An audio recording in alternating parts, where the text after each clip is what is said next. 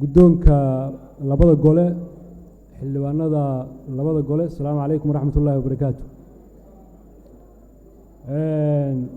ومالين مدو وقف كستو صومالي وشانتا دوانك كوهايو ووليا بيهاي واحد عاي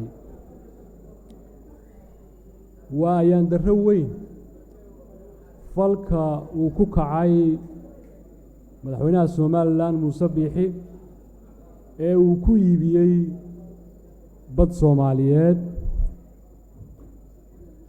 wax uu qof kasta oo Soomaaliya meel kasta ba ha joogay oo damiirli aqbali karana ma ahan. Ethiopia waxay ku kacday xadgudub weyn, waxay jabisay qawaaniintii dunida u dhaxaysay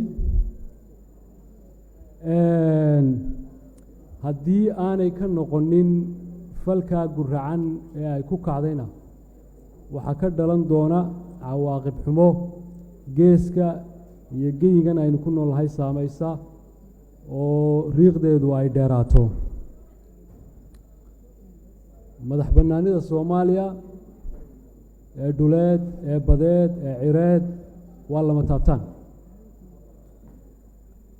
badda Soomaaliyana iib maaha.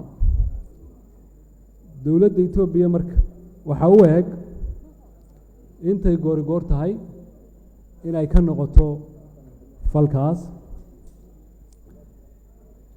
waxaan ugu baaqayaa dadka Soomaaliyeed meel kastaba ha joogaan arrinta inay ka dhiidhiyaan oo wax kasta oo iyaga u dhaxeeya intay meel iska dhigaan ay meel uga soo wada jeestaan. waxaan baaq u jeedinayaa baaq gaar u jeedinayaa dadka reer Somaliland ee aan ka soo jeedo oo aan leeyahay waan ogahay Muuse Biixi kuma matalo falka kuma waafaqsanidin waxba kama ogidin ka dhiidhiya hayeelina wax ay Soomaaliyiinta jirtay aqbali weyday kumanaanka sano ee ay Soomaali jirtay aqbali weyday gunnimo ay Soomaali hore u aqbali weyday ha aqbalina baan leeyahay.